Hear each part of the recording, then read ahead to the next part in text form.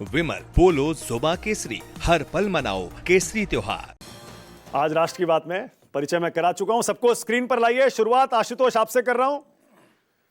पहले बंगाल की बहुत चर्चा कर ली हमने आशुतोष, ये दक्षिण में तमिलनाडु और केरल में जाके बीजेपी क्यों हार जाती है आशुतोष? विषय परिवर्तन आशुतोष कर रहे हैं। विषय परिवर्तन विषय परिवर्तन प्रवर्तन विषय प्रवर्तन। हाँ। अब देखिए, इतने बड़े बड़े विद्वान आपके यहाँ बैठे हुए हैं, तो मैं तो अपने आप को बहुत छोटा इस पे समझता हूँ। विनोद जी हमारे सामने हैं, सतीश जी हैं, साथ ही साथ विजय जी हैं, राकेश जी हैं। देखिए, दक्षिण की जो मूल आत्मा है, दक्षिण की जो जमीन है, वो उत्तर की जमीन से बिल्कुल अलग है। अभी पिछले दिनों मैं वीरास्वामी नायकर पेरियार को पढ़ रहा था, तो और पेरियार की वो जमीन है जो तमिलनाडु में भी है, जो केरल में भी है, जो आंध्र में भी है। वो जमीन अपने स्वभाव में, अपनी आत्मा में, अपने सामाजिक बनावट में जो है वो पूरी तरीके से न केवल उत्तर भारतीय है, बल्कि वो ब्राह्मणवाद के विरोध पे टिकी हुई है। और भारतीय जनता पार्टी का जो अखिल भारतीय स्तर पर जो प्रदर्शन है, जो परिप्रेक्ष्य है, वो कहीं ना कहीं ब्राह्मणवाद से जुड़ता हुआ दिखाई पड़ता है। और इसलिए बीजेपी कभी इस बात को समझ नहीं पाती कि दरअसल तमिलनाडु का जो सनातन है, जो नारायण गुरु की जमीन केरल है, उसका जो सनातन की परिभाषा है, और जो उत्तर भारत के सनातन की परिभाषा है, इसमें जमीन आसमान का फर्क है। वहां अगर आप पेरियार को पढ़ेंगे तो आपको स्पष्ट नजर आएगा कि कैसे आर्य बनाम द्रविड़ की लड़ाई वहां पे है। और उनको लगता है कि आर्यों ने उत्तर भारत से आके हमको सब्जुगेट करने की कोशिश की है, संस्कृति के स्तर पर भी, सामाजिक स्तर पर भी, सामाजिक बनावट के स्तर पर भी। ये पूरा कॉन्टेक्स्ट है। दक्षिण भारत के अंदर जब जितना आप पेरियार को पढ़ेंगे, पेरियार को 2022 में उनके जन्मदिन को लिबरेशन डे घोषित किया गया है, डीएमके की सरकार ने किया है। जो अपने आप को ईश्वर विरोधी भी मानते थे पेरियार, वो तो ईश्वर के बारे में जो अवधारणा रखते हैं, हम आप शायद बोल नहीं सकते टीवी चैनल के ऊपर। वो ईश्वर क्योंकि वो ईश्वर को नहीं मानते, वो मैरिज सिस्टम को भी नहीं मानते, वो ब्राह्मणवाद के खिलाफ है। और जो पूरा का पूरा सेल्फ रेस्पेक्ट मूवमेंट है, वो self respect movement Bharatiya Janata party के हिंदुत्व के पूरी तरीके से धुर विरोधी है।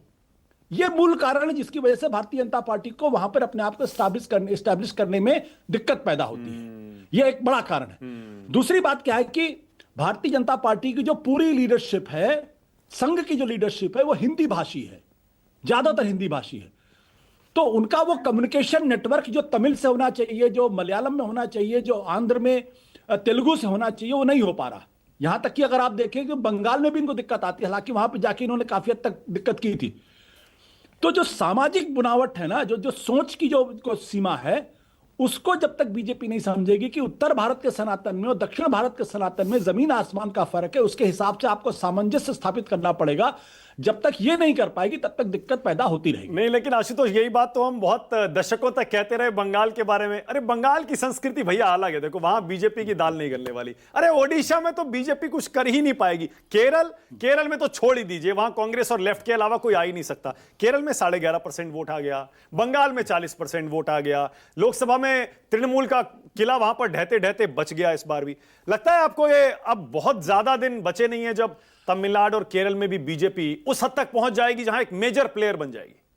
नहीं, देखिए, भविष्य के अंदर क्या होता है ये तो कोई नहीं कह सकता, क्योंकि भारतीय जनता पार्टी जो है अपनी रणनीति में लगातार परिष्कार भी करती रहती है और साथ ही साथ उसे बदलाव भी करती रहती है। ये बात समझना पड़ेगा। लेकिन एक बात समझ लीजिए आप, जो उड़ीसा और बंगाल की जो चेतना है, वो अपने स्वभाव में हिंदी विरोधी नहीं है। लेकिन जो दक्षिण भारत की जो चेतना है, वो हिंदी विरोध पर टकी। 1923 में आप सोचिए, केरल के अंदर वहां पे एंटी हिंदी एजिटेशन हुआ था। और गांधी से जब पेरियार का जब झगड़ा हुआ, तो वो गांधी को भी अलग कर देते हैं वहां पे। जो जिस तरीके से वहां पे वाइकोम का सत्याग्रह हुआ कि मंदिर के चारों तरफ जाने वाली जो सड़कें हैं, वहां पर दलितों को, पिछड़ों को जाने की आजादी नहीं थी, उसके लिए पूरा आंदोलन हुआ। वो पूरा आंदोलन कांग्रेस ने किया था। लेकिन बाद में पेरियार ने उस आंदोलन को लीड किया और गांधी एक तरीके से अलग हो गए वहां से। तो जो मैं कहने की कोशिश कर रहा हूं कि बंगाल से उसकी तुलना नहीं कर सकते आप, है। या उड़ीसा से नहीं कर सकते। ठीक है। यहां पे एंटी हिंदी सेंटीमेंट नहीं है, और यहां पे वो आर्य और दक्षिण और द्रविड़ के बीच की जो का जो संघर्ष है वो भी वहां पे नहीं है। ठीक है। लेकिन तमिलनाडु के अंदर, केरल के अंदर, आंध्र के अंदर ये बहुत ही डोमिनेंट वो है, सोच है। ठीक है। इसलिए ओके। दिक्कत, इसलिए मैंने कहा, देखिए आपने देखा होगा कि तमिलनाडु के अंदर दयानिधि स्टालिन ने सनातन पे कितनी हाँ, भद्दी डेंगू बात कही थी। मलेरिया। उदयनिधि लेकिन उदयनिधि। तमिलनाडु में इस पे कोई प्रतिक्रिया नहीं हुई, आपने देखा नहीं। क्योंकि जो पेरियार है वो भगवान के बारे में जो बात कहते हो, राम के बारे में जो बात कहते हो, राम को भी निगेट करते हैं, भगवान को भी निगेट करते हो। कहते हैं जो भगवान के बारे में बात करता है मैं उनके बारे में अलग, तो जमीन अलग है। ठीक है। तो ओके। बीजेपी को वहां पे अपनी रणनीति को बदलना पड़ेगा, सोच को बदलना पड़ेगा। ठीक है आशुतोष, लगे हाथों, ये जो 5 राज्यों में चुनाव आ रहे हैं इनमें भविष्यवाणी कर दीजिए, फिर क्या लग रहा है आपको? बंगाल में, असम में, पुदुचेरी, तमिलनाडु, देखिए केरल, आप जानते हैं कि मैं भविष्यवाणी नहीं करता हूं। मोटे तौर पर कौन आगे कौन पीछे, क्या लगता है? हाँ, लेकिन एक चीज मैं आपको बता दूं कि केरल के अंदर बीजेपी बहुत कोशिश कर रही है। वहां अभी पिछले दिनों इजावा कम्युनिटी को, नायर कम्युनिटी को साथ लाने की कोशिश की। जो एसएनडीपी, जो दरअसल नारायण गुरु जिसको संचालित करते थे, जिन्होंने स्वीकार किया था, और एनएसएस जो नायर सर्विस सोसाइटी है, ये दोनों साथ आए हैं। और यह माना जा रहा है कि यह हिंदुओं का एक बड़ा गुट है जो एक साथ आया है लंबे समय के बाद। लेकिन उसमें कैवियट यह है कि ये दोनों गुट साथ आए हैं, वो केरल में जो कांग्रेस पार्टी के जो लीडर ऑफ अपोजिशन है सतीशन, उनके खिलाफ है। वो कांग्रेस के खिलाफ नहीं है। और आरएसएस के लोग इस वक्त जो है एंटी मुस्लिम, माफ करिएगा, सीपीएम के कुछ नेता एंटी मुस्लिम सेंटिमेंट को उभारने की कोशिश कर रहे हैं वहां पे।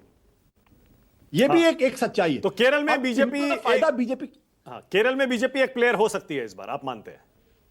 नहीं देखिए कोई बहुत बड़ा जीतेगी नहीं, प्लेयर मतलब नहीं होगी। चुनाव नहीं जीतेगी, एक प्लेयर हो सकती है।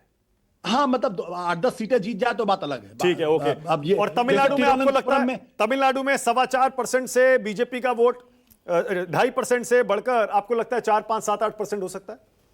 देखिए बीजेपी वहां पे एआईएडीएमके को लेके साथ आ गई है, दिनाकरन को साथ लेके आई गई है, रामदोस को साथ लेके आई हुई है, ओपीएस ईपीएस के बीच में समझौता कराने की कोशिश कर रही है। तो इन सब का मिला जुला जो गुच्छा है ना, उसमें बीजेपी अगर अकेले अपने दम पे चुनाव लड़ेगी तो उसके लिए कोई रास्ता वहां बनता दिखाई नहीं पड़ता। वो चाहती है, उसकी रणनीति बहुत स्पष्ट है, एआईडीएमके को खड़ा करो, डीएमके को डिमोलिश करो, और उसके बाद एआईडीएमके के वोट बैंक पे कब्जा करो। तो इस बार आपको स्टालिन मतलब डीएमके, इंडिया गठबंधन तमिलनाडु में मजबूत लग रहा है? देखिए मैं तो अभी तीन दिन पहले मैं चेन्नई में ही था। हाँ। मुझे लगता है कि स्टालिन के लिए दिक्कत नहीं पैदा होगी। ओके, ठीक है। और बंगाल और असम में कौन आगे कौन पीछे है आशुतोष, लगे हाथों? अरे बंगाल की लड़ाई बड़ी जबरदस्त है। हाँ। लेकिन बंगाल में मुझे लगता है कि ममता को एज होगा, और असम की लड़ाई में बीजेपी को एज हो सकता है। Okay, all right.